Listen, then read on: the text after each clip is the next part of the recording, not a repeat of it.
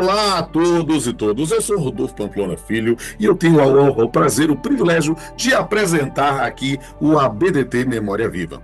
Este é um programa que quer mostrar à comunidade jurídica nacional e internacional todos os membros da nossa Academia Brasileira de Trabalho, mostrando a atuação, a pujança intelectual. E hoje eu tenho a satisfação, o privilégio, o grande prazer de entrevistar um acadêmico, um confrade, que é muito legal, cara. Eu preciso dizer assim, ele é um cara muito gente boa, que topa tudo, participa. Foi uma grande aquisição para a nossa academia. Minhas senhoras e meus senhores, tenho aqui a satisfação, o privilégio de receber o nosso confrade Antônio Carlos Aguiar. Aguiar, que prazer recebê-lo aqui no ABDT Memória Viva.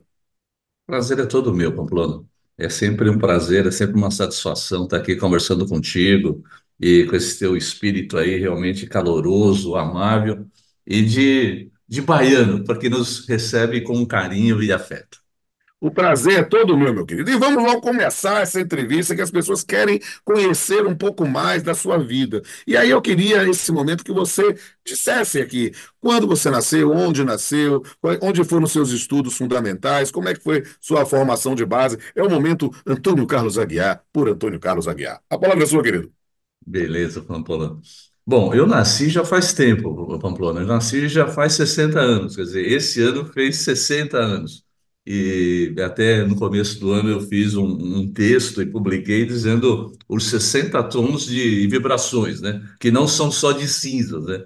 E até fiz uma brincadeira com relação ao número 60, né? Que é um número mítico na mitologia, é um número que representa, por exemplo, o cântico de Cânticos 3.7, no Espiritismo, aprendizado, equilíbrio e transformação, no tarô, energia, no candomblé e umbanda, o 60 pode ser relacionado a diferentes entidades, orixás. O sistema de numeração babilônio era sexagenal, né, de base 60. Os ângulos de um triângulo equilátero medem 60 graus. Então, fiz uma brincadeira até para amenizar essa questão de estar entrando agora na terceira idade. Mas eu nasci na cidade de Santos, em São Paulo. Então, por isso que, além de tudo, eu sou santista, né? Faço parte aqui da torcida jovem do Santos, que enche a Kombi, né? Para torcer pelo Santos. Vim muito cedo para São Paulo, chegando em São Paulo, principalmente morando no ABC, na cidade de Santo André, com cerca de 3 anos de idade.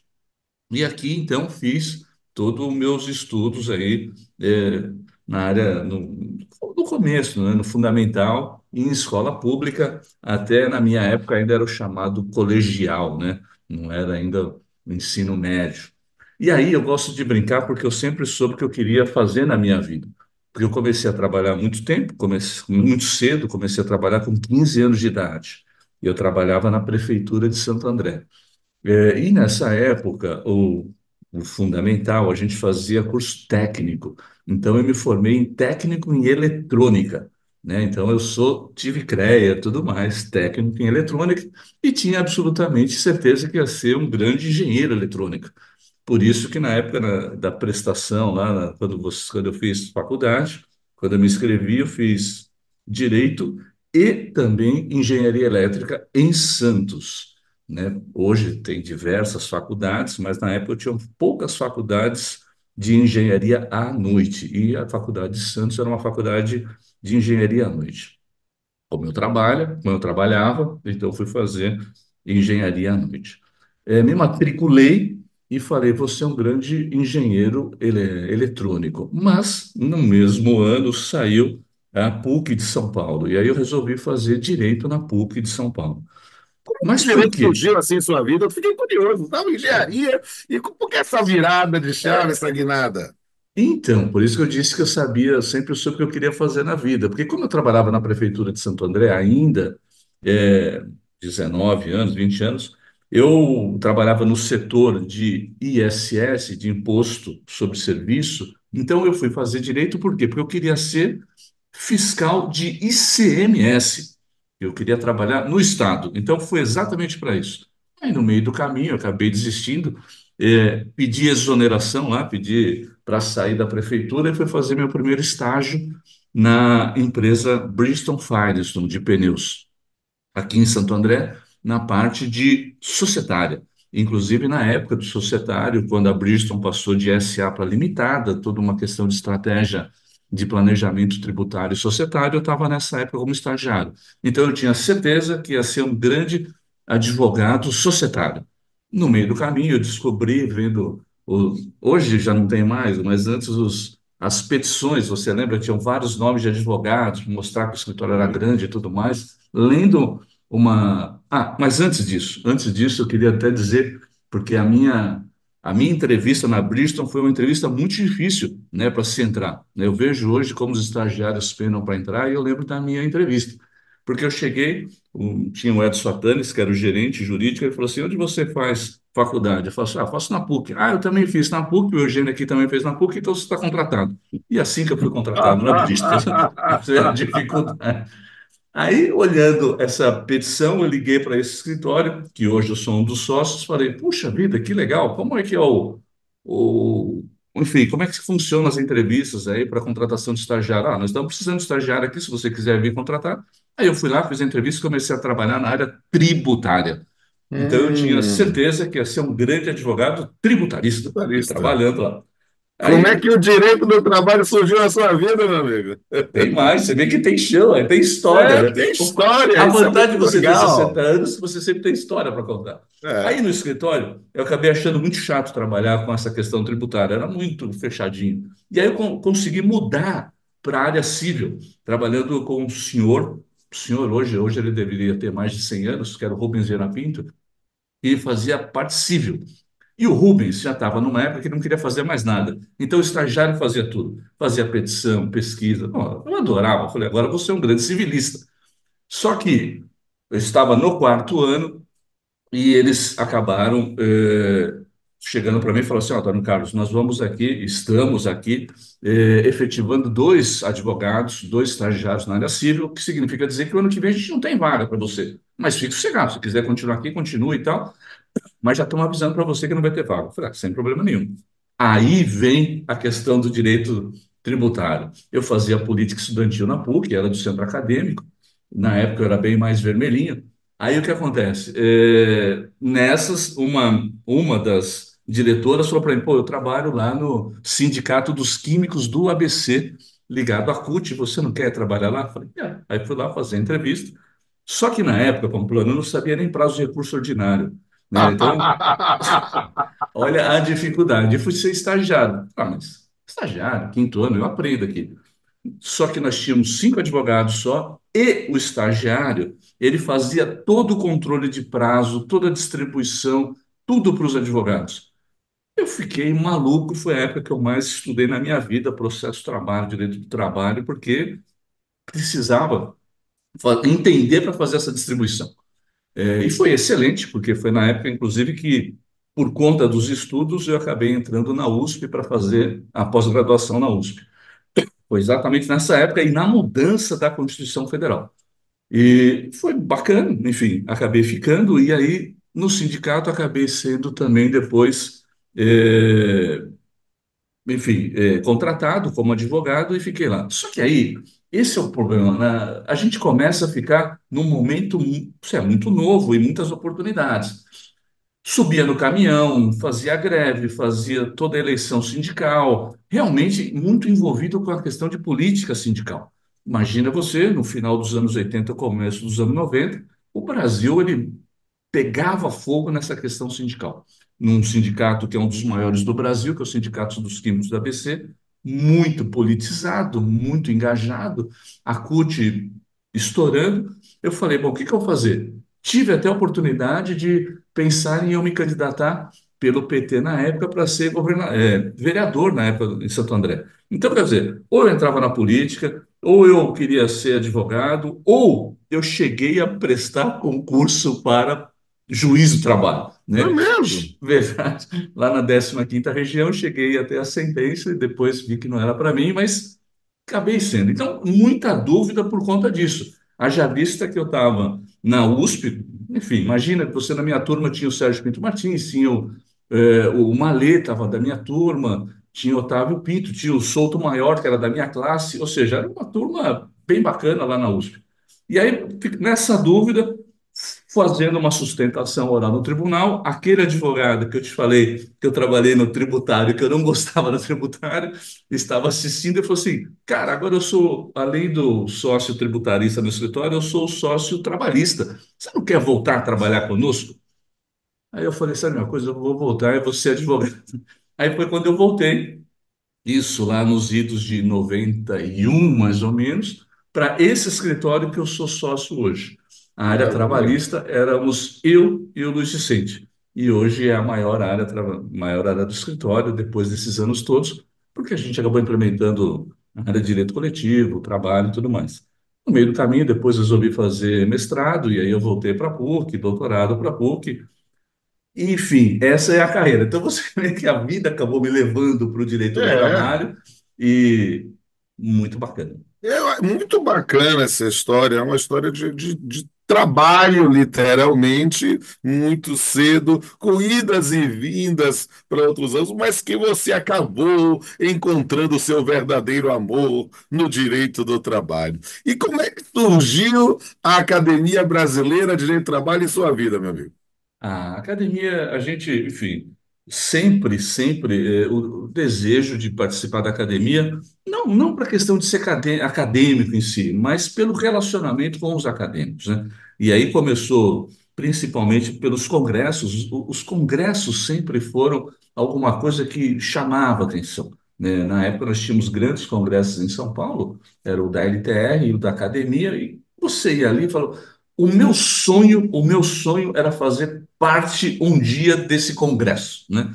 E aí eu consegui fazer ter algumas participações e acabei ficando, enfim, muito próximo de alguns congressistas e acadêmicos, e aí surge aquela vontade, fala, pô, eu quero mais, eu quero fazer parte disso, né?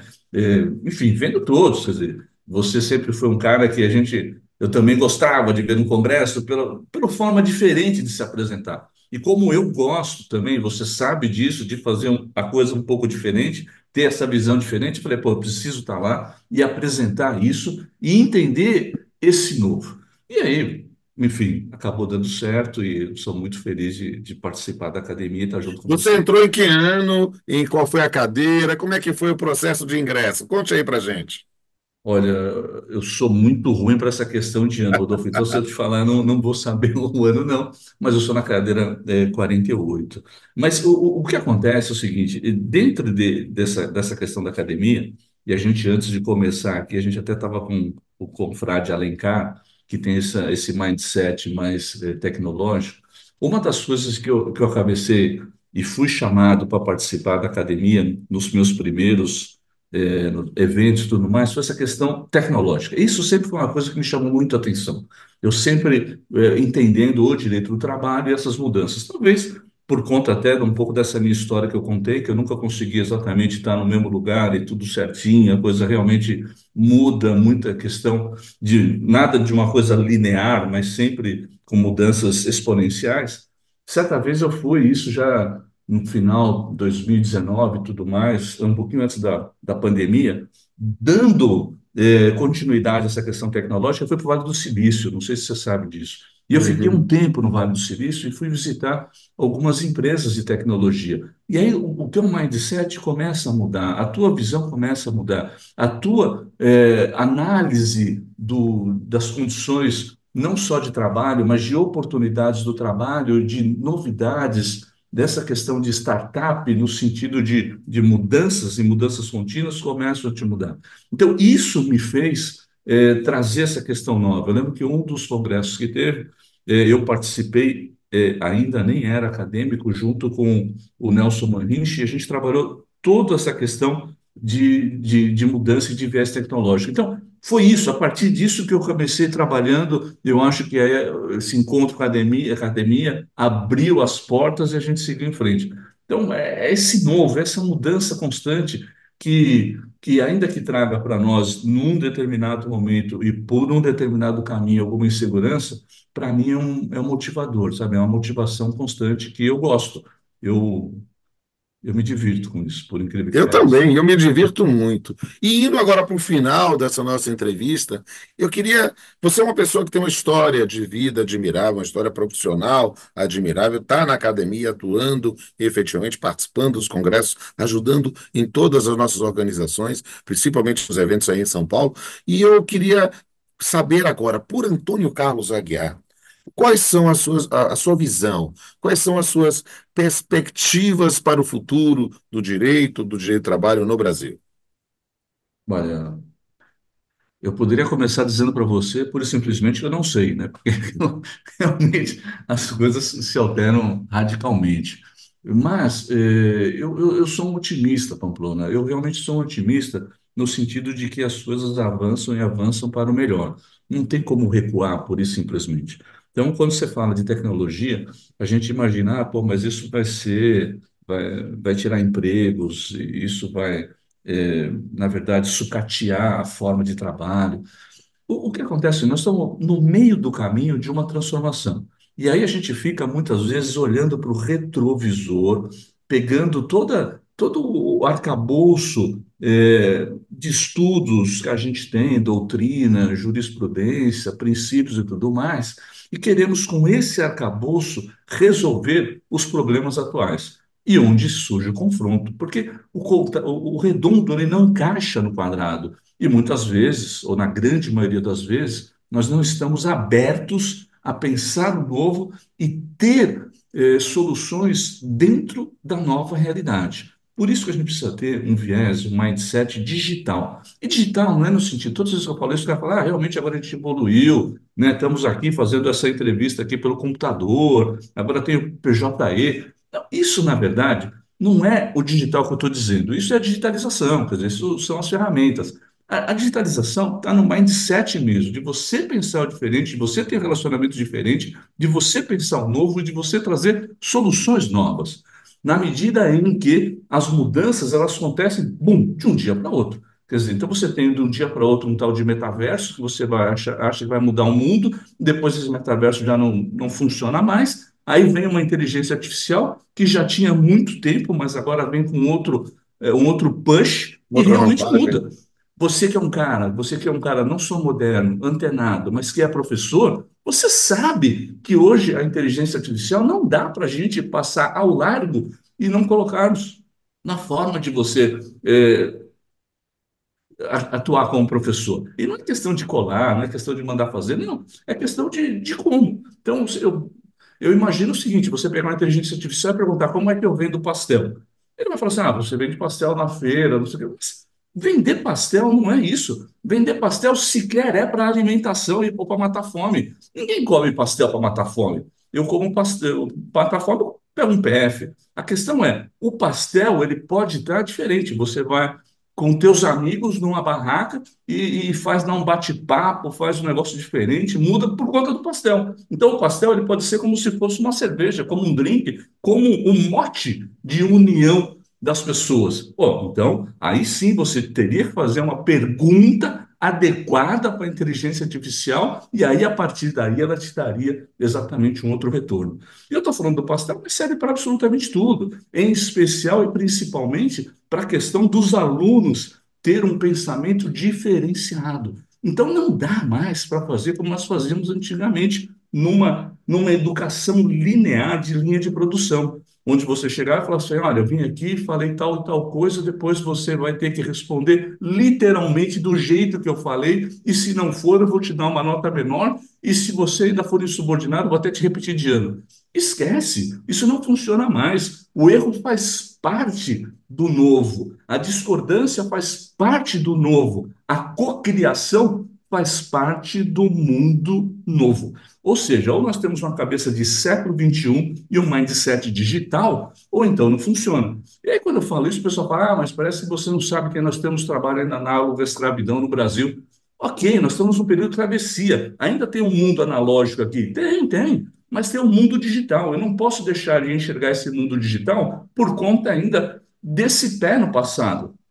Nós temos é que fazer a transmutação para o novo, trazer todo mundo para cá e trabalhar com uma visão muitas vezes até holística, no sentido de você pensar esse diferente e trazer o novo, mas aberto, Pamplona. Hoje, para você ter uma ideia, eu tenho lido livros de moda, eu tenho lido outros livros que vão muito além do nosso mundinho jurídico, que às vezes não, cá entre nós, está ainda muito quadradinho e muito no atraso, né? Ou a gente abre realmente a cabeça, enxerga para frente, olha o para-brisa e não mais o retrovisor, ou realmente a gente fica preso a um passado que já não existe mais. Perfeito. Gostemos ou não disso, mas é uma baita realidade. E não dá para ser saudosista, ao contrário, nós temos que ser modernos. Quer dizer, você sabe disso, você é um cara que está aberto a esse tipo de mudança, mas na nossa área não são todos. E eu acho que o nosso grande desafio, principalmente até com a academia, que é um instrumento gigante, maravilhoso, belo, estrondoso e que abre realmente espaço para isso, nós temos essa obrigação de falar sobre isso cada dia mais, correr atrás disso. E quem está te falando isso não é um cara novinho, não é um cara da geração Z, é um cara sessentão, entendeu? E é isso que a gente precisa ter. Essa semana eu estava lendo no Estadão um CEO da geração Z que está falando isso. Quer dizer, para ele pouco importa o horário de trabalho, ele precisa regras de vestimenta. Quer dizer, isso mudou completamente. Precisa entregar, precisa ter propósito no teu trabalho, propósito de vida, propósito daquilo que você quer. Isso é mindset de século XXI. Isso é mindset de mundo digital. Isso é mindset do profissional que lida com o direito do trabalho. Perfeito. Que aula, que visão, que coisa interessante para a gente refletir, para que toda a comunidade jurídica nacional e internacional conheça o pensamento, a inteligência e a visão de Antônio Carlos Aguiar. Meu querido amigo, foi uma satisfação imensa fazer essa entrevista contigo e eu quero dizer agora para todos e todas que nos veem nesse momento que vejam aqui o nosso vídeo, curtam, comentem, compartilhem e também vejam os demais vídeos da playlist do ABDT Memória Viva, vejam também o ABDT Entrevista, vejam as nossas redes sociais, o Instagram, o Spotify, os nossos podcasts e aproveite para conhecer toda a imensa produção da Academia Brasileira de Trabalho. Até a próxima.